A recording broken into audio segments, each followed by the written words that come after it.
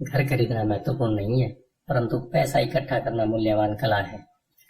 अक्सर मैं लोगों को यह कहते सुनता हूँ, बैंक मुझे कर्ज नहीं दे रही है या मेरे पास इसे खरीदने के लिए पैसे नहीं है। अगर आप दूसरी किस्म के निवेशक बनना चाहते हैं तो आपको यह सीखने की जरूरत है, क्योंकि इसी कारण ज्यादातर लोगों की योजनाएं ठप हो जाती है। दूसरे शब्दों में, ज्यादातर लोग सिर्फ इसलिए सौदे नहीं कर पाते क्योंकि उनके पास पैसा नहीं होता। अगर आप इस बाधा को पार कर सकते हैं तो आप ऐसे लोगों से मीलों आगे होंगे जिन्होंने इन दक्षताओं को नहीं सीखा। ऐसे कई मौके आए हैं जब मैंने घर या स्टॉक या अपार्टमेंट बिल्डिंग को खरीदा है, जबकि मेरे पास बैंक में एक भी पाई नहीं थी। मैंने एक अपार्टमेंट हाउस को 12 लाख में खरीदा। मैंने इसके लिए एक अनुबंध किया जो खरीदार और बेचने वाले के बीच में लिखित अनुबंध था। फिर मैंने $1 लाख का डिपॉजिट इकट्ठा किया, जिससे मुझे बाकी पैसे के जुटाने के लिए 90 दिन की मोहलत मिल गई। मैंने ऐसा क्यों किया? क्योंकि मैं जानता था कि इसकी असली कीमत $20 लाख थी। मैंने इस पैसे को कभी नहीं जुटाया। इसके बजाय जिस आदमी ने मुझे $1 लाख दिए थे, उसने मुझे $50,000 दिए ताकि यह मेरी जगह पर आ जाए, और इस तरह वह मेरी जगह पर आ गया और मैं इस निवेश से बाहर निकल गया। और इस काम में मेरे कुल जमा 3 दिन लगे। एक बार फिर मैं यह कहना चाहता हूँ कि आप क्या खरीदते हैं यह महत्वपूर्ण नहीं है। महत्वपूर्ण यह है कि आप कितना जानते हैं। निवेश करना खरीदना नहीं है, यह एक ज्ञान है। नंबर 3, किस तरह स्मार्ट लोगों को संगठित किया जाए। ऐसे लोग समझदार होते हैं जो या तो अपने से ज्यादा समझदार लोगों के साथ काम करते हैं या उन्हें काम पर रखते हैं। जब भी आपको सलाह की जरूरत हो तो यह सुनिश्चित कर लें कि आपका सलाहकार समझदार हो। सीखने के लिए बहुत कुछ है, परंतु इसके पुरस्कार भी बहुत कीमती हो सकते हैं। अगर आप इन दक्षताओं को नहीं सीखना चाहते हैं तो आपको पहले किस्म का निवेशक बनने की सलाह दी जाती है। आप जो जानते हैं वही आपकी सबसे बड़ी पूंजी है। आप जो नहीं जानते हैं वही आपका सबसे बड़ा जोखिम है। जोखिम तो हमेशा रहता है, इसलिए इससे बचने के बजाय इसे मैनेज करना सीखें। धन्यवाद। आइए चलते हैं अध्याय 7 की तरफ, जो है सीखने के लिए काम करें, पैसे के लिए काम न करें।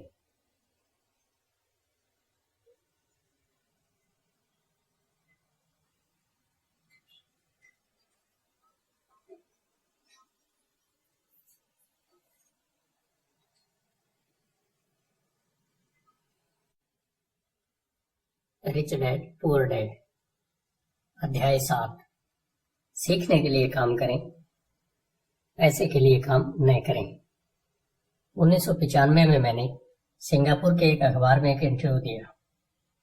युवा महिला रिपोर्टर समय पर आ गई और इंटरव्यू तत्काल शुरू हो गया। हम एक आलीशान होटल की लॉबी में काफी की चुस्कियां ले रहे थे और मेरी सिंगापुर यात्रा के उद्देश्य पर चर्चा कर रहे थे। मैं प्लेटफार्म पर जिग जिगलर के साथ बैठने वाला था। वे प्रेरणा पर चर्चा करने वाले थे और मैं अमीरों के रहस्य पर बोलने वाला था। एक दिन मैं भी आपकी तरह बेस्ट सेलिंग लेखक बनना चाहती हूँ, उस महिला ने कहा। मैंने उसके कई लेख पढ़े थे और मैं उससे प्रभावित भी हुआ था। उसकी लेखन शैली दमदार और स्पष्ट थी। उसके लेखों में पाठकों की रुचि जगाने की क्षमता थी।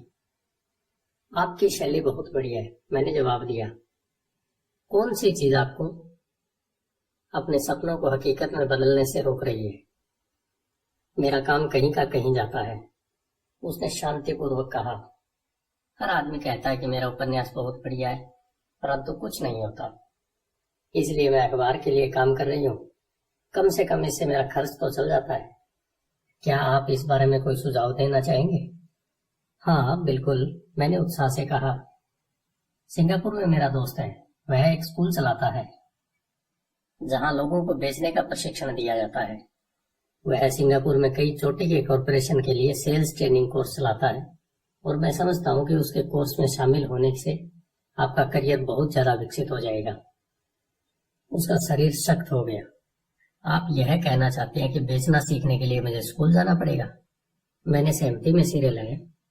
आप सचमुच ऐसा कह रहे हैं या मजाक कर रहे हैं? एक बार फिर मैंने सहमति में सिर हिलाया। इसमें गलती क्या है? मैं अब अपने शब्द वापस लेना चाहता था। उसे मेरी किसी बात से बुरा लग गया था और अब मैं सोच रहा था कि कितना अच्छा होता अगर मैंने उसे कोई भी सुझाव नहीं दिया होता। उसकी मदद करने की कोशिश में अब मैं खुद के सुझाव की रक्षा करता नजर आ रहा था। मेरे पास अंग्रेजी साहित्य में मास्टर डिग्री है। मैं सेल्समैन बनना सीखने के लिए स्कूल जाऊं क्या? मैं एक प्रोफेशनल हूँ। मैं एक प्रोफेशन में प्रशिक्षित होने के लिए स्कूल गई थी ताकि मुझे सेल्समैन न बनना पड़े। मैं सेल्समैनों से नफरत करती हूँ। उन्हें केवल पैसा चाहिए होता है। तो आप मुझे बताएं कि मैं सेल्स का अध्ययन क्यों करूं? अब वह अपना ब्रीफकेस ताकत से बंद कर रही थी। इंटरव्यू खत्म हो गया था। कॉफी टेबल पर मेरी एक बेस्ट सेलिंग पुस्तक रखी हुई थी। मैंने इसे उठाया और उसके द्वारा लिखे गए नोट्स को भी अपने दूसरे हाथ में रखा। क्या आप इसे देख सकती हैं? मैंने उसके नोट्स की तरफ इशारा किया। उसने अपने नोट्स पर नजर डाली। क्या? उसने उलझन में कहा। एक बार फिर मैंने उसके नोट्स की तरफ जानबूझकर इशारा किया। उसके पैड पर उसने लिखा था रॉबर्ट कियोसाकी, बेस्ट सेलिंग लेखक। यहाँ पर बेस्ट सेलिंग लेखक लिखा हुआ है, न कि बेस्ट राइटिंग लेखक। उसकी आंखें तत्काल फैल गई। मैं बहुत बुरा लेखक हूँ। आप बहुत बढ़िया लेखक हैं। मैं सेल्स स्कूल गया हूँ। आपके पास मास्टर डिग्री है।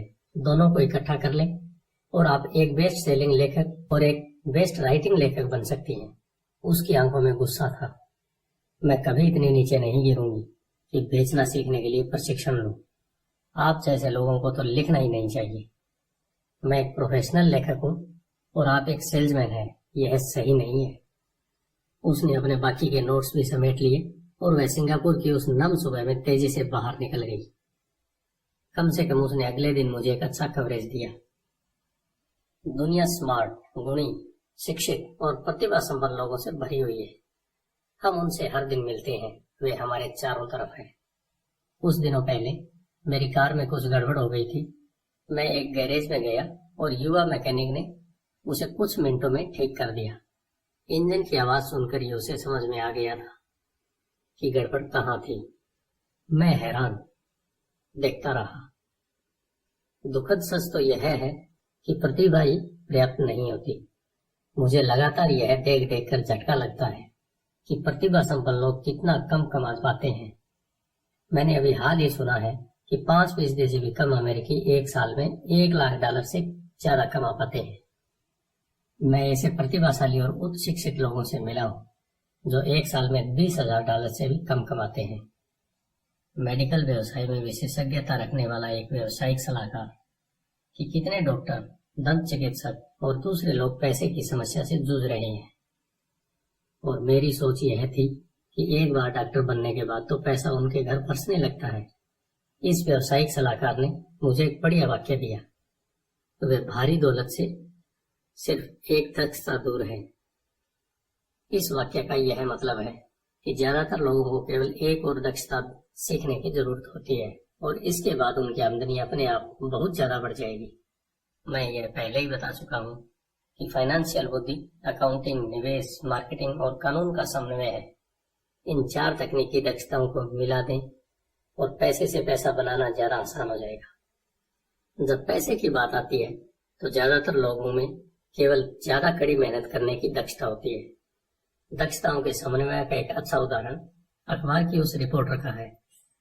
अगर वह सेल्स और मार्केटिंग के क्षेत्र में दक्षता हासिल कर ले तो उसकी आमदनी हवा से बातें कर सकती है। अगर मैं उसकी जगह होता तो मैं एडवर्टाइजिंग, कॉपीराइटिंग और सेल्स के कोर्स में शामिल हो जाता। फिर अखबार में काम करने के बजाय मैंने किसी एडवर्टाइजिंग एजेंसी में नौकरी खोजी होती। चाहे इस काम में वेतन कम ही मिलता, परंतु इससे वह यह सीख जाती कि सफल एडवर्टाइजिंग में प्रयुक्त होने वाले शॉर्टकट का प्रयोग किस तरह किया जाए। उसे अपना कुछ समय जनसंपर्क में भी देना होता, जो एक महत्वपूर्ण दक्षता है। वह यह भी सीखती कि मुफ्त प्रचार के लिए किस तरह लाखों कमाए जाए। फिर रातों में और सप्तांतों में वह अपना महान उपन्यास पूरा करती। जब वह पूरा हो जाता तो वह अपनी पुस्तक को बेचने के लिए ज्यादा अच्छी स्थिति में होती। फिर कुछ ही समय में वह एक बेस्ट सेलिंग लेखिका हो सकती थी। जब मैंने अपनी पहली पुस्तक if you want to be rich and happy don't go to school छपवाई तो एक प्रकाशक ने मुझे यह सुझाव दिया कि मैं शीर्षक को बदलकर द इकोनॉमिक्स ऑफ एजुकेशन कर दूं। मैंने प्रकाशक से साफ कह दिया, इस तरह के शीर्षक से पुस्तक की कुल 2 प्रतियां बिकेंगी, एक तो मेरा परिवार खरीदेगा और दूसरा मेरा सबसे अच्छा दोस्त। दिक्कत यह है कि वे दोनों ही इसे मुफ्त में पाने की आशा करेंगे। If you want to be rich and happy, don't go to school शीर्षक को जानबूझकर चुटीला बनाया गया था, क्योंकि मैं जानता था कि ऐसा करने से इसे हजारों टन प्रचार मिलेगा। मैं शिक्षा का समर्थक हूँ और शिक्षा के सुधार में विश्वास करता हूँ, अन्यथा मैं अपने पुरातन पंथी शिक्षा तंत्र को बदलने की बार बार मांग क्यों करता। इसलिए मैंने एक ऐसा टाइटल चुना जो टीवी और रेडियो शो पर ज्यादा प्रचारित हो सकता था, सिर्फ इसलिए क्योंकि मैं विवादास्पद होने से नहीं डरता। कई लोगों का विचार था कि मैं कोई फ्रूट केक था, परंतु पुस्तक बिकी और बहुत बिकी। जब मैं यूएस मर्चेंट मरीन एकेडमी से 1969 में ग्रेजुएट हुआ तो मेरे पढ़े लिखे डैडी बहुत खुश हुए। स्टैंडर्ड आयल ऑफ कैलिफोर्निया ने मुझे अपने आयल टैंकर फ्लीट में काम दे दिया। मैं 3rd मेट था और हालांकि मेरी तनख्वाह मेरे सहपाठियों की तुलना में कम थी, परंतु कॉलेज के बाद पहले काम के हिसाब से ठीक थी। मेरी शुरुआती तनख्वाह $42,000 प्रति वर्ष थी, जिसमें ओवर टाइम भी शामिल था, और मुझे केवल 7 महीने काम करना पड़ता था। बाकी के 5 महीने मेरी छुट्टी थी। अगर मैं चाहता तो मैं एक सहायक शिपिंग कंपनी के साथ वियतनाम जा सकता था और अपनी 5 महीनों की छुट्टियों के बदले अपनी तनख्वाह दुगनी कर लेता। मेरे सामने एक बहुत बढ़िया करियर था, परंतु मैंने 6 महीने बाद ही इस्तीफा दे दिया और मरीन कास्ट में भर्ती हो गया ताकि मैं हवाई जहाज उड़ाना सीख सकूं। मेरे पढ़े लिखे डैडी का दिल टूट गया। अमीर डैडी ने मुझे बधाइयां दी। स्कूल और नौकरी में विशेषज्ञता का विचार एक लोकप्रिय विचार है, यानी कि ज्यादा धन कमाने के लिए या प्रमोशन हासिल करने के लिए आपको विशेषज्ञता हासिल करने की जरूरत है। इसलिए मेडिकल डॉक्टर्स तत्काल बाल रोग विशेषज्ञ या अस्थि रोग विशेषज्ञ जैसी विशेषज्ञता हासिल करने में जुट जाते हैं। यही अकाउंटेंट्स, आर्किटेक्ट्स, वकीलों, पायलटों और बाकी लोगों के बारे में सही है। मेरे पढ़े लिखे डैडी इसी विचारधारा में विश्वास रखते थे, इसलिए वे डॉक्टरेट मिलने के बाद रोमांचित हो गए थे। वे अक्सर यह मानते थे कि स्कूल में ऐसे लोगों का सम्मान किया जाता है जो कम से कम चीजों के बारे में ज्यादा से ज्यादा पढ़ते हैं। अमीर डैडी मुझसे इसका ठीक उल्टा करने के लिए प्रोत्साहित करते थे। आपको हर चीज के बारे में थोड़ा थोड़ा पता होना चाहिए, यह उनका सुझाव था। इसलिए मैंने उनकी कंपनियों में कई विभागों में सालों तक काम किया। कुछ समय के लिए मैंने उनके अकाउंटिंग डिपार्टमेंट में काम किया। हालांकि मैं कभी अकाउंटेंट नहीं बन सकता था, परंतु वे चाहते थे कि मैं उस विभाग में रहकर उसके बारे में मोटी मोटी बातें समझ लूं। अमीर डैडी जानते थे कि मैं वहां की शब्दावली को पकड़ लूंगा और यह भी समझ लूंगा कि क्या महत्वपूर्ण था और क्या नहीं। मैं एक बस बॉय और कंस्ट्रक्शन वर्कर के रूप में भी काम कर चुका हूँ और सेल्स, रिजर्वेशन और मार्केटिंग में भी। वे मुझे और माइक को पीढ़ी दर पीढ़ी सिखा रहे थे, इसलिए वे चाहते थे कि हम लोग उनके बैंकर्स, वकीलों, अकाउंटेंट्स और ब्रोकर्स के साथ बैठकों में भाग लें। वे चाहते थे कि हम लोग उनके साम्राज्य के हर पहलू के बारे में थोड़ी बहुत जानकारी रखें। जब मैंने स्टैंडर्ड ऑयल की अच्छी तनख्वाह वाली नौकरी छोड़ी तो मेरे पढ़े लिखे डैडी ने मुझसे दिल खोल कर बातें की। उन्हें कुछ समझ में नहीं आ रहा था। वे मेरे निर्णय के पीछे के कारण को नहीं समझ पा रहे थे, क्योंकि जिस नौकरी से मैंने इस्तीफा दिया था उसमें तनख्वाह अच्छी थी, फायदे बहुत थे, खाली समय भी बहुत मिलता था और उसमें तनख्वाह और प्रमोशन के अच्छे अवसर थे। जब एक शाम को उन्होंने मुझसे पूछा, तुमने नौकरी क्यों छोड़ दी, तो मैं लाख कोशिश करने के बाद भी उन्हें इसका कारण नहीं समझा सका। मेरे तर्क उनके तर्क के दायरे में फिट नहीं हो पा रहे थे। समस्या यह थी कि मेरा तर्क मेरे अमीर डैडी का तर्क था। मेरे पढ़े लिखे डैडी के लिए नौकरी की सुरक्षा ही सब कुछ थी, मेरे अमीर डैडी के लिए सीखना ही सब कुछ था। मेरे पढ़े लिखे डैडी का विचार था कि मैं शिप का अफसर बनने के लिए शिक्षा ग्रहण करने स्कूल गया था। अमीर डैडी जानते थे कि मैं अंतर्राष्ट्रीय व्यापार के अध्ययन के लिए स्कूल गया था। तो एक विद्यार्थी की तरह मैं सुदूर पूर्व और साउथ पैसिफिक जाने वाले जहाजों पर बड़े फ्रेट्स पर, ऑयल टैंकरों पर और यात्री जहाजों पर काम करता रहा। अमीर डैडी इस बात पर जोर देते थे कि मैं यूरोप की तरफ जाने वाले जहाजों के बजाय प्रशांत महासागर पर अपना ध्यान केंद्रित करूं, क्योंकि भविष्य के देश एशिया में है, यूरोप में नहीं। जबकि मेरे ज्यादातर सहपाठी, जिसमें माइक भी शामिल था, अपने घरों पर पार्टी और मौज मस्ती करते थे, तब मैं Japan, Taiwan, Thailand, Singapore, Hong Kong, Vietnam, Korea, Tahiti, Samoa और फिलीपींस में व्यवसाय, लोगों, बिजनेस की शैलियों और संस्कृतियों का अध्ययन करता था। मैं भी पार्टी कर रहा होता, परंतु अपने घर पर नहीं। मेरा ज्ञान बहुत तेजी से बढ़ रहा था। पढ़े लिखे डैडी कभी नहीं समझ सके मैंने यह नौकरी क्यों छोड़ी और इसके बाद मरीन कार्प्स में क्यों शामिल हुआ। मैंने उन्हें बताया कि मैं जहाज उड़ाना सीखना चाहता हूँ, परंतु वास्तव में मैं ट्रुप का नेता बनना सीखना चाहता था। अमीर डैडी ने मुझे बतला रखा था कि कंपनी चलाने का सबसे कठिन काम था लोगों से काम लेना। उन्होंने 3 साल तक सेना में काम किया था। मेरे पढ़े लिखे डैडी ने कभी ऐसा नहीं किया था। अमीर डैडी ने मुझे बताया कि खतरनाक परिस्थितियों में किस तरह लोगों का नेतृत्व किया जाए। तुम्हें जो अगली चीज सीखनी चाहिए वह है नेतृत्व। उन्होंने कहा, अगर आप एक अच्छे नेता नहीं हैं, तो आप पर पीछे से गोलियां चलाई जा सकती है, जैसा बिजनेस में किया जाता है। वियतनाम से 1973 में लौटने पर मैंने कमीशन से इस्तीफा दे दिया। हालांकि मैं हवाई जहाज उड़ाना पसंद करता था। मैं जेरॉक्स कंपनी में काम करने लगा। मैंने इसमें एक वजह से नौकरी की थी और नौकरी के फायदे वह वजह नहीं थी। मैं एक शर्मीला आदमी था और बेचने का विचार मुझे दुनिया का सबसे डरावना विषय लगता था। जेरॉक्स अमेरिका में सेल्स ट्रेनिंग प्रोग्राम में बहुत बढ़िया कंपनी मानी जाती थी। अमीर डैडी को मुझ पर गर्व था। मेरे पढ़े लिखे डैडी को मुझ पर शर्म आती थी।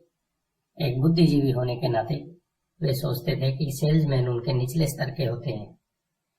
मैंने जेरॉक्स में 4 साल तक काम किया, जब तक कि मुझे दरवाजे खटखटाने और अस्वीकार कर दिए जाने के डर से मुक्ति नहीं मिल गई। एक बार मैं विक्रय में चोटी के 5 लोगों में लगातार आने लगा, तो मैंने एक बार फिर इस्तीफा दे दिया और आगे बढ़ गया। एक बार फिर मैंने एक अच्छी खासी कंपनी के साथ अपना बढ़िया करियर छोड़ दिया था। 1977 में मैंने अपनी पहली कंपनी खोली। अमीर डैडी ने मुझे और माइक को कंपनियां चलाने का प्रशिक्षण दे रखा था, तो अब मुझे उन्हें स्थापित करना ही सीखना था। मेरा पहला उत्पाद था नायलॉन और वेलक्रो का वैलेट, जो फार ईस्ट में बनता था और समुद्री जहाज से न्यूयॉर्क में एक वेयर हाउस तक आता था। मेरी औपचारिक शिक्षा पूरी हो चुकी थी और अब मेरे पंखों की मजबूती की परीक्षा का समय आ गया था। अगर अब मैं असफल होता तो मैं दिवालिया हो गया होता। अमीर डैडी का मानना था कि 30 साल से पहले दिवालिया होना सबसे अच्छा होता है, आपके पास संभलने का मौका होता है। उनकी सलाह थी। मेरे 30वें जन्मदिन की शाम को मेरा पहला शिपमेंट कोरिया से न्यूयॉर्क के लिए रवाना हुआ। आज मैं अंतर्राष्ट्रीय स्तर पर बिजनेस करता हूँ और जैसा मेरे अमीर डैडी मुझे प्रोत्साहित किया करते थे, मैं विकासशील देशों पर ध्यान केंद्रित करता हूँ। आज मेरी निवेश कंपनी दक्षिण अमेरिका, एशिया, नॉर्वे और रूस में निवेश करती है। एक कहावत है, जॉब एक संक्षिप्त रूप है जस्ट ओवर ब्रोक का, और दुर्भाग्य से यह करोड़ों लोगों के लिए सही साबित होता है, क्योंकि स्कूल यह नहीं समझता कि फाइनेंशियल बुद्धि भी बुद्धि का एक रूप है। इसलिए ज्यादातर कर्मचारी या मजदूर अपने साधनों के भीतर रह रहे हैं। वे मेहनत करते हैं और अपने बिल चुकाते हैं। एक और डरावनी मैनेजमेंट थ्योरी है, काम करने वाले इसलिए कड़ी मेहनत करते हैं ताकि उन्हें नौकरी से न निकाला जाए, और मालिक उन्हें केवल इतना देते हैं ताकि काम करने वाले छोड़कर न चले जाएं। और अगर आप ज्यादातर कंपनियों की तनख्वाहें देखें तो आप पाएंगे कि इस बात में थोड़ी बहुत सच्चाई तो है। इसका कुल परिणाम यह होता है कि ज्यादातर कर्मचारी आगे नहीं बढ़ पाते। वे वही करते हैं जो उन्हें सिखाया जाता है। सुरक्षित नौकरी खोज लो। ज्यादातर काम करने वाले कम समय के पुरस्कारों जैसे वेतन और दूसरे फायदों के लिए काम करते हैं, परंतु दीर्घकालीन दृष्टि से यह उनके लिए घाटे का सौदा साबित होता है। इसके बजाय मैं युवा लोगों को यही सलाह दूंगा कि नौकरी खोजते समय वे इस बात का ध्यान दें कि वे कितना कमा रहे हैं, और इस बात पर भी ज्यादा ध्यान दें कि वे कितना सीख रहे हैं। रास्ते पर आगे की तरफ देखकर यह तय करें कि किसी खास प्रोफेशन को चुनने के पहले और चूहा दौड़ में फंसने से पहले वे कितनी दक्षताओं में पारंगत होना चाहते हैं। एक बार लोग बिल चुकाने की आजीवन प्रक्रिया में फंस जाते हैं तो वे छोटे हैमस्टर्स की तरह धातु के छोटे पहियों के चारों तरफ घूमते रहते हैं। उनके छोटे पैर तेजी से घूमते हैं, पहिए की तेजी से घूमते हैं, परंतु आने वाले कल में भी वे उसी पिंजरे में रहेंगे, नौकरी। जेरी मैगवायर नाम की फिल्म में टॉम क्रूज का बहुत बढ़िया रोल था और इस फिल्म में कई बहुत जोरदार संवाद थे। शायद सबसे यादगार लाइन थी, मुझे पैसा दिखाओ, परंतु एक और लाइन थी जो मेरे हिसाब से ज्यादा सच्ची थी। यह उस दृश्य में थी जहां टॉम क्रूज फर्म छोड़कर जा रहा है। उसे नौकरी से निकाल दिया गया है और वह पूरी कंपनी से पूछता है, मेरे साथ कौन आना चाहता है? और सब लोग मौन और स्तब्ध हैं। केवल एक औरत बोलती है, मैं आना तो चाहती हूँ, परंतु मेरा 3 महीने में प्रमोशन होने वाला है। यह वाक्य शायद पूरी फिल्म का सबसे सच्चा वाक्य है। यह उस तरह का वक्तव्य है जो बिल चुकाने के लिए मेहनत करने वाले लोग हमेशा इस्तेमाल करते हैं। मैं जानता हूँ कि मेरे पढ़े लिखे डैडी हर साल तनख्वाह बढ़ने की आशा लगाए रखते हैं और हर साल उन्हें निराशा होती थी, इसलिए वे फिर से स्कूल जाकर और ज्यादा योग्यताएं हासिल करते थे ताकि उन्हें एक और वेतन वृद्धि मिल सके, परंतु एक बार फिर उन्हें निराशा ही हाथ लगती थी। मैं अक्सर लोगों को यह सवाल पूछता हूँ, रोजमर्रा की यह गतिविधि आपको कहाँ ले जा रही है? छोटे हैमस्टर की तरह लोगों को यह देखना चाहिए कि उनकी कड़ी मेहनत का नतीजा क्या निकल रहा है, उनका भविष्य कैसा होगा।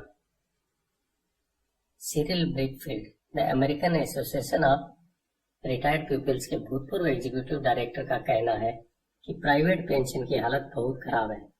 पहली बात तो यह है कि आज काम करने वालों में से 50% को कोई पेंशन नहीं मिलेगी। इसी बात से चिंता होना चाहिए।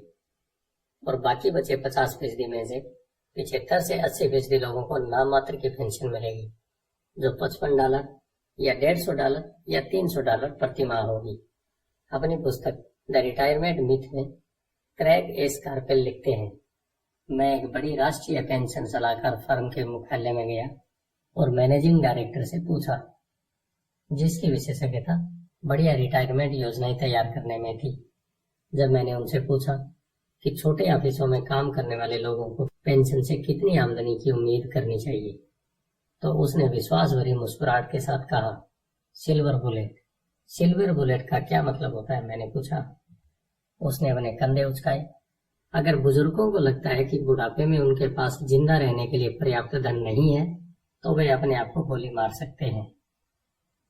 कार्पेल इसके बाद पुराने रिटायरमेंट प्लान को ज्यादा खतरनाक नए 401G प्लान के अंतर को स्पष्ट करते हैं। ज्यादातर काम करने वालों के लिए यह कोई सुखद तस्वीर नहीं है, और यह तो हुई रिटायरमेंट की बात। जब इस तस्वीर में मेडिकल फीस और दीर्घकालीन नर्सिंग होम सुविधा को जोड़ा जाता है तो तस्वीर डरावनी हो जाती है। उनकी 1995 की पुस्तक में वे बताते हैं कि नर्सिंग होम की फीस $30,000 प्रति साल से $1,25,000 प्रति वर्ष है। वे अपने इलाके के साफ सुथरे परंतु साधारण नर्सिंग होम में गए और उन्होंने 1995 में कीमत को $88,000 पाया। आज भी समाजवादी चिकित्सा वाले देशों के कई अस्पतालों में कई कड़े फैसले लेने होते हैं, जैसे कौन जिएगा और कौन मरेगा। वे यह फैसले विशुद्ध रूप से इस आधार पर लेते हैं कि उनके पास कितना पैसा है और मरीज कितने वृद्ध हैं। अगर मरीज वृद्ध है तो वे अक्सर मेडिकल केयर अपेक्षाकृत युवा आदमी को दे देते हैं। बूढ़ा गरीब मरीज लाइन में सबसे पीछे खड़ा रहता है। तो जिस तरह अमीर लोग बेहतर शिक्षा हासिल कर सकते हैं, उसी तरह अमीर लोग अपने आप को जिंदा भी रख सकते हैं, जबकि जिनके पास दौलत नहीं है वे मर जाएंगे। तो मैं हैरान हो जाता हूँ कि क्या कर्मचारी भविष्य में देख पा रहे हैं, या उनकी भविष्य की दृष्टि केवल उनकी अगली तनख्वाह तक ही जाती है और वे अपने आप से कभी दूरगामी भविष्य के बारे में सवाल ही नहीं करते। जब मैं ज्यादा पैसा कमाने की इच्छा रखने वाले वयस्कों के सामने बोलता हूँ तो मैं हमेशा एक ही चीज की सलाह देता हूँ। मैं यह सुझाव देता हूँ कि वे अपने जीवन के बारे में एक लंबा दृष्टिकोण रखें, केवल पैसे और सुरक्षा के लिए काम करने की बजाय जो हालांकि महत्वपूर्ण है। मैं सुझाव देता हूं कि वे एक और काम करने लगे जो उन्हें एक और दक्षता सिखा दे।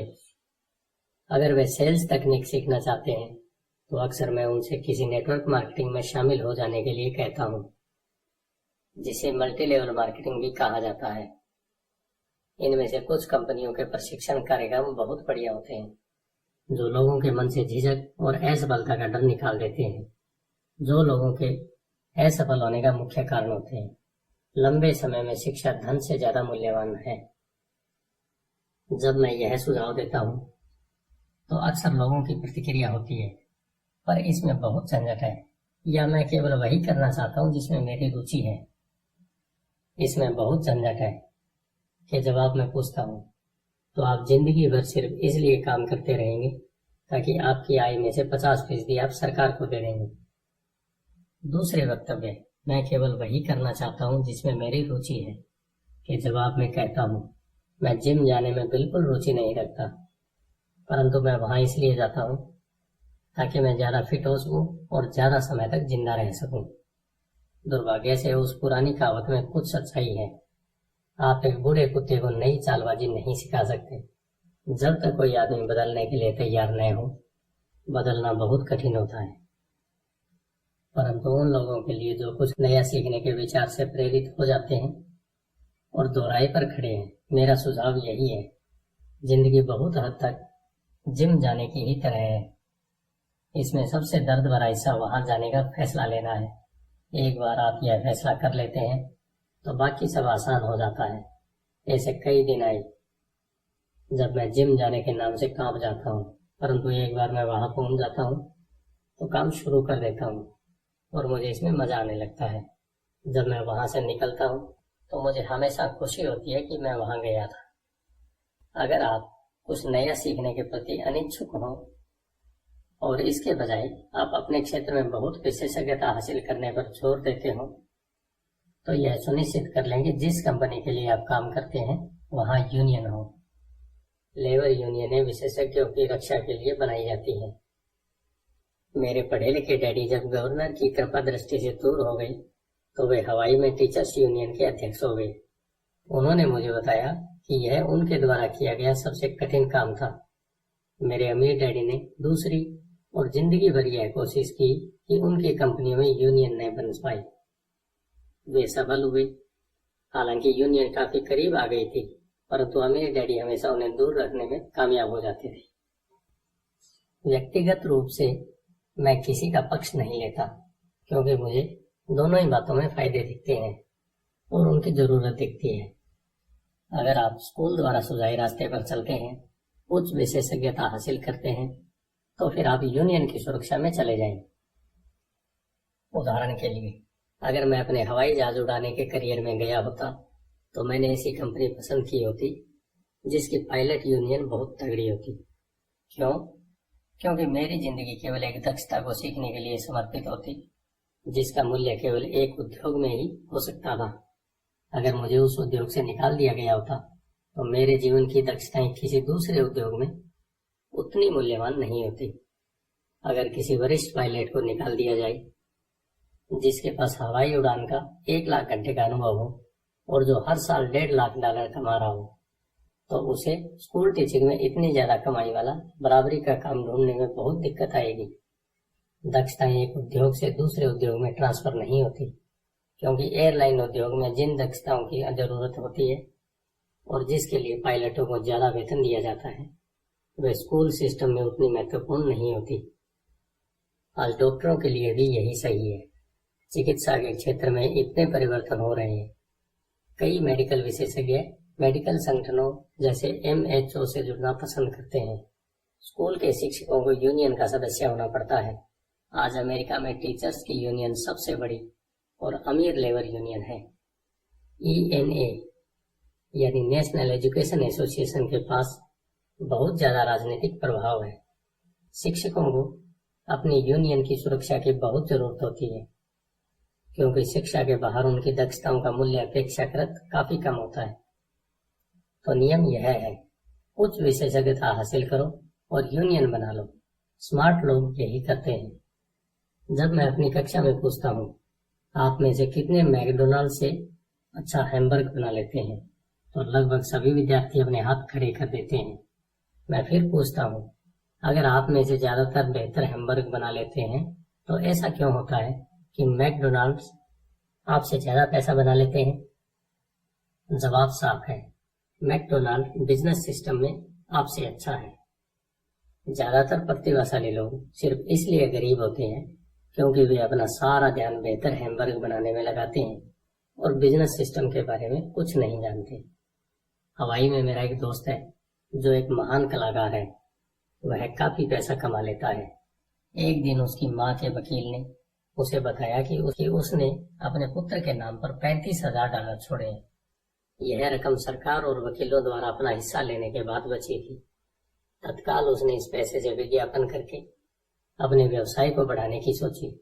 2 महीने बाद उसका पहला पूरे पेज का विज्ञापन 4 रंगों में एक महंगी पत्रिका में प्रकाशित हुआ, जिसके पाठक बहुत अमीर लोग थे। यह विज्ञापन 3 महीने तक चला। उसे विज्ञापन के प्रत्युत्तर में कोई जवाब नहीं मिला और उसकी सारी पूंजी इस विज्ञापन में खत्म हो गई। अब वह पत्रिका पर दावा ठोकना चाहता था। यह एक ऐसे आदमी का सामान्य उदाहरण है जो एक बेहतरीन हैमबर्ग बना सकता है परंतु बिजनेस की बिल्कुल समझ नहीं रखता है।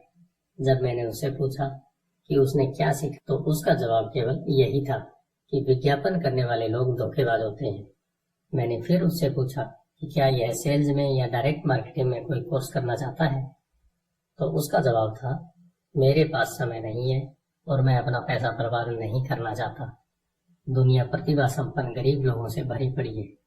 अक्सर वे या तो गरीब हैं या फिर पैसे की समस्या से जूझ रहे हैं या अपनी दक्षताओं से कम पैसा कमा रहे हैं। और इसका बेहतरीन उदाहरण और इसका जिम्मेदार उनके ज्ञान का विषय नहीं है बल्कि उनका ज्ञान है। वे एक बेहतर हैमबर्ग बनाने की दक्षता को पैना करने में ही लगे रहते हैं और हैमबर्ग को बेचने और उसे घर तक पहुंचाने की दक्षता पर बिल्कुल भी ध्यान नहीं देते।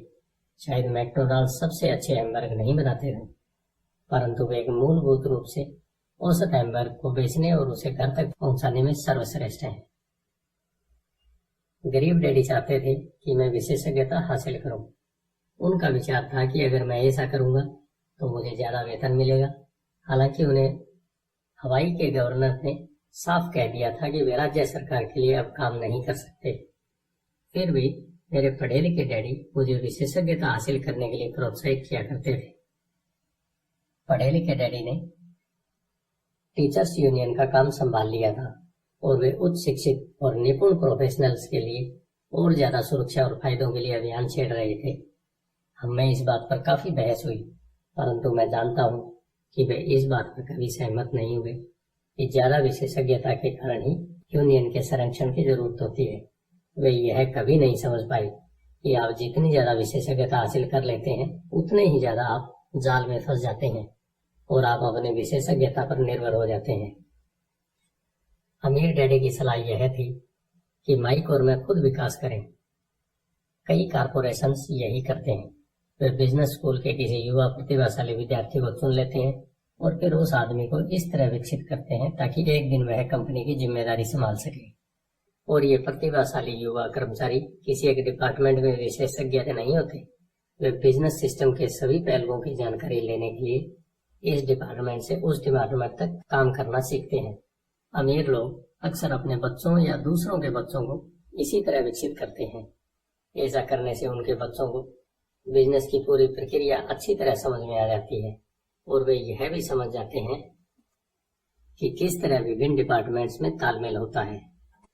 दूसरे विश्व युद्ध की पीढ़ी में एक कंपनी से दूसरी कंपनी में जाना बुरा समझा जाता था। आज इसे स्मार्ट समझा जाता है क्योंकि लोग ज्यादा विशेषज्ञता हासिल करने के बजाय इस कंपनी को बदलकर दूसरी कंपनी में जाना पसंद करेंगे।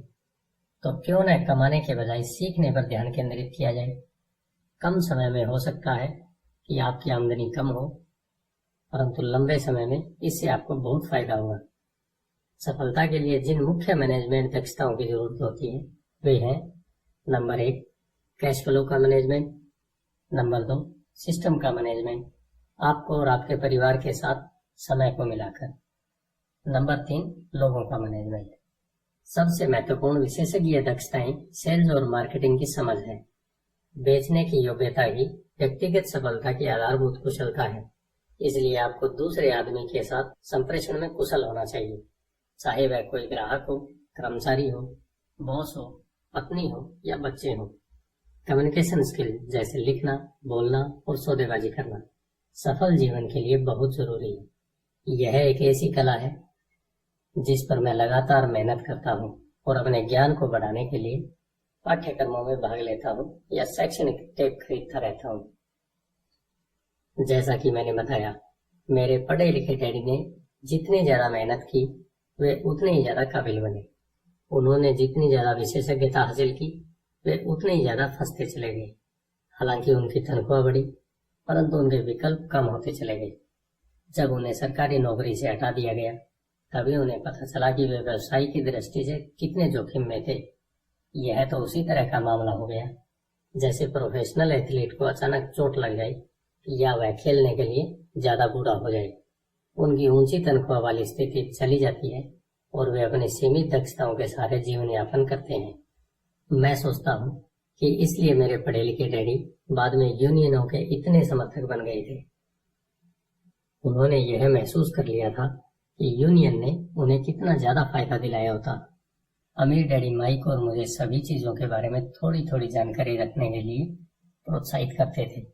वे हमें ऐसे लोगों के साथ काम करने के लिए प्रेरित करते थे जो हमसे ज्यादा स्मार्ट थे, और वे हमसे यह भी चाहते थे कि हम स्मार्ट लोगों से एक टीम के रूप में काम करवाएं। आज इसे व्यावसायिक विशेषज्ञताओं का समन्वय कहा जाएगा। आज मैं भूतपूर्व स्कूल टीचर से मिलता हूँ जो हर साल लाखों डॉलर कमा रहे हैं। वे इतना ज्यादा इसलिए कमा रहे हैं क्योंकि उनके पास अपने क्षेत्र की विशेषज्ञ दक्षताओं के अलावा भी दक्षताएं हैं। वे सिखा भी सकते हैं और बेच भी सकते हैं और मार्केटिंग भी कर सकते हैं।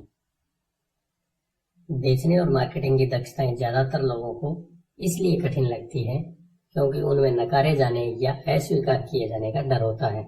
आप संप्रेषण, सौदेबाजी और अपने नकारे जाने के डर का सामना करने में जितने बेहतर होंगे, आपके लिए जिंदगी उतनी ही आसान होगी। जिस तरह मैंने अखबार की लेखिका को सलाह दी थी जो बेस्ट सेलिंग लेखिका बनना चाहती थी, मैं किसी को भी वही सलाह देना चाहूंगा।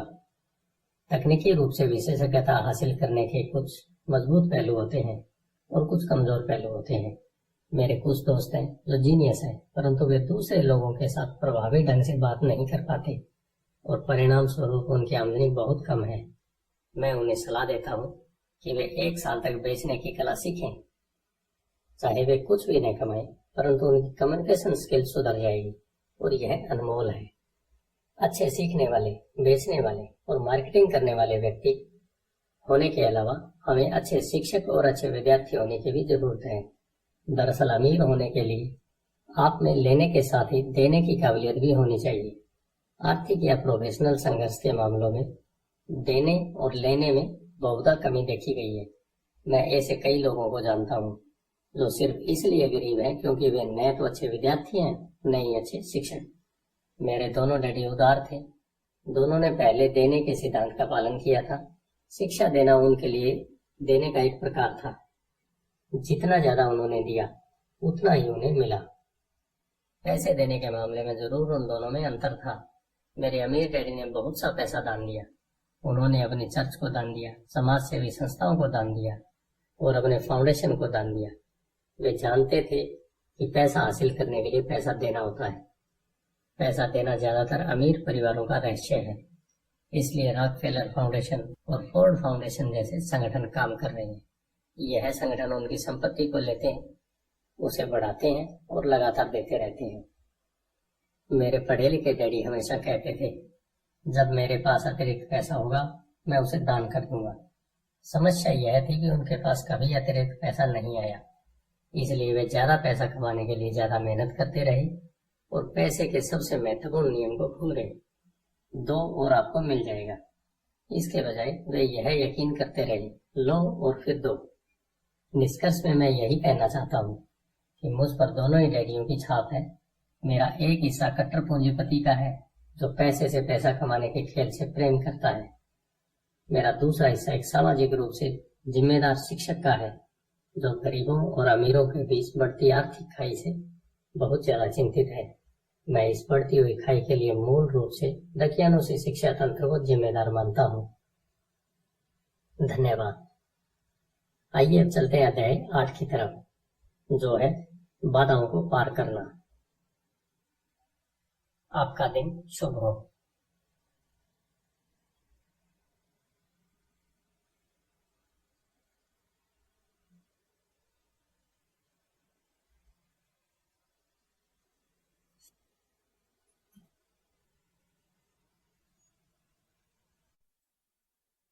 Rich dad poor dad. अध्याय 8, बाधाओं को पार करना। एक बार लोग अध्ययन कर लें और उनमें पैसे की समझ भी आ जाए तो भी आर्थिक आजादी हासिल करने के लिए उन्हें कई बाधाओं और अवरोधों का सामना करना पड़ सकता है। ऐसे 5 कारण हैं जिनके कारण पैसे की समझ रखने वाले लोग अपने संपत्ति वाले कॉलम को ज्यादा नहीं बढ़ा पाते। संपत्ति वाला कॉलम जिसमें बहुत सारा कैश फ्लो आता है। संपत्ति वाला कॉलम जो उन्हें अपने सपने की जिंदगी जीने का मौका देता है और अपने बिल चुकाने के लिए हर काम करने की झंझट से मुक्ति दे सकता है। ये 5 कारण हैं। नंबर 1 डर, नंबर 2 सनकीपन, नंबर 3 आलस्य, नंबर 4 बुरी आदतें और नंबर 5 है जिद। पैसा खोने के डर से पार पाना। मैं कभी किसी ऐसे व्यक्ति से नहीं मिला जिसे पैसे का नुकसान अच्छा लगता हो, और मेरी जिंदगी में मैं कभी किसी अमीर आदमी से नहीं मिला जिसे पैसे का नुकसान न हुआ हो। परंतु मैं ऐसे बहुत से गरीब लोगों से जरूर मिला हूं जिन्होंने एक दमड़ी भी नहीं खोई है निवेश में। पैसे के नुकसान का डर असली है। यह हर व्यक्ति को होता है, अमीरों को भी। परंतु समस्या डर नहीं है। समस्या यह है कि आप इस डर का सामना किस तरह से करते हैं। पैसा खोने के बाद स्थिति से किस तरह निपटते हैं। आप असफलता को किस तरह से लेते हैं, यह आपके जीवन में बहुत महत्वपूर्ण है। यह जिंदगी में केवल पैसे के बारे में ही नहीं बल्कि हर चीज के बारे में सही है। एक अमीर व्यक्ति और एक गरीब व्यक्ति में मूलभूत अंतर यह होता है कि वे इस पैसे से किस तरह मुकाबला करते हैं। डरने में कोई बुराई नहीं है। पैसे के मामले में डरपोक होना भी कोई बुरी बात नहीं है। आप अब भी अमीर हो सकते हैं। हम सभी कुछ मौकों पर बहादुर होते हैं और कुछ मौकों पर डरपोक। मेरे दोस्त की पत्नी एक इमरजेंसी रूम की नर्स है। जब भी वह खून देखती है वह तत्परता से काम में जुट जाती है। जब भी मैं निवेश का जिक्र करता हूँ वह भाग जाती है। जब मैं खून देखता हूँ तो मैं नहीं भागता, मैं बेहोश हो जाता हूँ। मेरे अमीर डैडी पैसे के नुकसान के डर या फोबिया को समझते थे। कुछ लोग सांपों से डरते हैं, कुछ लोग पैसा गंवाने से डरते हैं। दोनों ही फोबिया है। उनका कहना था। पैसा गंवाने के बारे में उनका सुझाव यह छोटी पंक्ति थी। अगर आप जोखिम से घबराते हैं और चिंता करते हैं तो जल्दी शुरू कर दें। इसलिए बैंकें तभी बचत की आदत डालना चाहती है जब आप छोटे होते हैं। अगर आप कम उम्र में शुरू करते हैं तो आपके लिए अमीर होना ज्यादा आसान होता है। मैं इस बारे में ज्यादा विस्तार से कुछ नहीं कहूंगा, परंतु 20 साल की उम्र में बचत शुरू करने वाले और 30 साल की उम्र में बचत शुरू करने वाले लोगों में बहुत बड़ा फर्क होता है, बहुत ही बड़ा फर्क। कहा जाता है कि विश्व के अजूबों में से एक है चक्रवृद्धि ब्याज की ताकत। मैनहट्टन आइलैंड की खरीद दुनिया के महानतम सौदों में से एक मानी जाती है। न्यूयॉर्क को $24 में खरीदा गया था, परंतु अगर उस $24 को 8% सालाना ब्याज पर निवेश कर दिया जाता तो वही $24 1995 के अंत तक $28 ट्रिलियन से ज्यादा हो गए होते। मैनहट्टन को 1995 की रियल एस्टेट की कीमतों पर दोबारा खरीदा जा सकता था और इसके बाद भी इतना पैसा बच जाता कि लॉस एंजलिस का ज्यादातर हिस्सा खरीदा जा सकता था। मेरा पड़ोसी एक बड़ी कंप्यूटर कंपनी के लिए काम करता है। वह 25 सालों से वहां पर है। अगले 25 सालों में वह कंपनी को छोड़ देगा और उसके 401g रिटायरमेंट प्लान में $40 लाख जमा होंगे। यह मुख्य रूप से अच्छी गति से विकसित हो रहे म्यूचुअल फंड में निवेश किए गए हैं जो बाद में बॉन्ड और गवर्नमेंट सिक्योरिटीज में बदल लिए जाएंगे। नौकरी छोड़ते समय उसकी उम्र केवल 55 साल होगी और उसके पास $3 लाख से ज्यादा की निष्क्रिय आय होगी, जो कि उसके वेतन से ज्यादा होगी।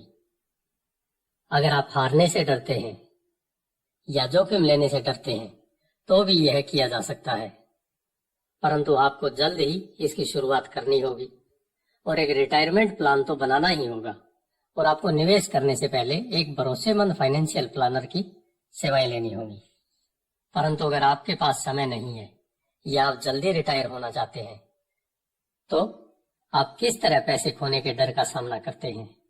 मेरे गरीब डैडी ने कुछ नहीं किया, वे केवल इस विषय को टालते रहे और इस बारे में चर्चा करने के लिए तैयार नहीं हुए। दूसरी तरफ मेरे अमीर डैडी का सुझाव था कि मैं टेक्सास के लोगों की तरह ही मानसिकता रखूं।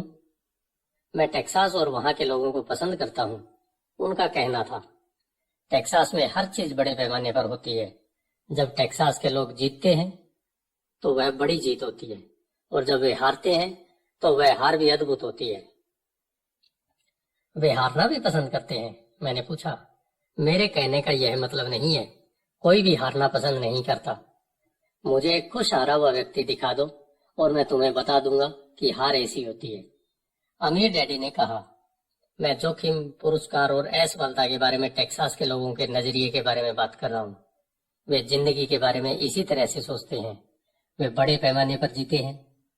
वे यहाँ के ज्यादातर लोगों की तरह नहीं जीते हैं, जो पैसे के मामले में बिल्कुल कॉकरोच की तरह होते हैं। जब कोई उन पर रोशनी डालता है तो कॉकरोच घबरा जाते हैं। जब किराने वाला उनकी चिल्लर में से चवन्नी कम कर देता है तो वे शोर मचाने लगते हैं। अमीर डैडी समझाते रहे, मुझे टेक्सास का नजरिया सबसे ज्यादा पसंद है।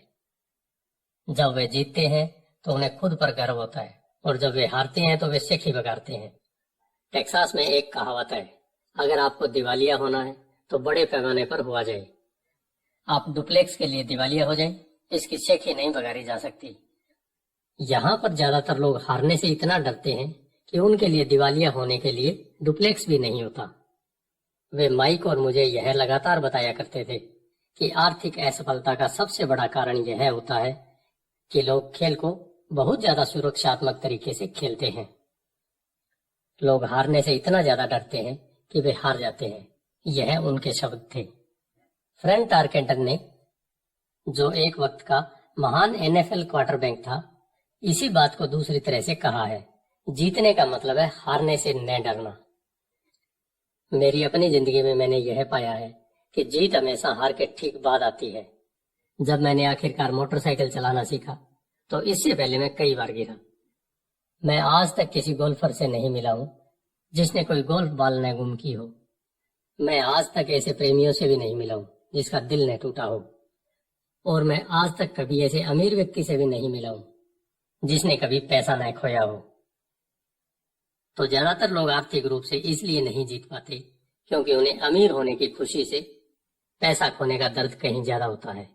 टेक्सास में एक और कहावत है, हर व्यक्ति स्वर्ग जाना चाहता है परंतु कोई मरना नहीं चाहता। ज्यादातर लोग अमीर होने का सपना देखते हैं परंतु पैसा खोने के विचार से कांप जाते हैं, इसलिए वे कभी स्वर्ग नहीं पहुंच पाते। अमीर डैडी माइक और मुझे टेक्सास में अपनी यात्राओं के बारे में कहानियां सुनाया करते थे। अगर आप वास्तव में यह सीखना चाहते हैं कि जोखिम को, हार और असफलता को किस तरह से संभाला जाए तो सैन एंटोनियो जाकर अलेमो को देखो। अलेमो उन बहादुर लोगों की महान कथा है जिनके पास सफलता की कोई उम्मीद नहीं थी, फिर भी यह जानते हुए कि उन्होंने लड़ने का विकल्प चुना, उन्होंने समर्पण करने के बजाय मरने का विकल्प चुना। यह पढ़ने काबिल प्रेरक कथा है। वैसे यह एक दुखद सैन्य हार है। वे आखिरकार असफल हुए, वे हार गए। तो टेक्सास के लोग किस तरह असफलता का सामना करते हैं, वे अब भी चिल्लाते हैं, अलेमो को याद रखो। माइक और मैंने यह कहानी कई बार सुनी। जब भी अमीर डैडी किसी बड़े सौदे को करने वाले होते थे और वे नर्वस होते थे तब वे हमें यह कहानी सुनाया करते थे। जब भी वे पर्याप्त मेहनत कर चुके होते और या तो मामला सही हो जाता या बिगड़ जाता तब वे हमें यह कहानी सुनाया करते थे। हर बार जब वे गलती करने या पैसा गंवाने से डरते थे तब वे हमें यह कहानी सुनाया करते थे। इससे उन्हें ताकत मिलती थी, क्योंकि यह कहानी उन्हें याद दिलाती थी कि किस तरह पैसे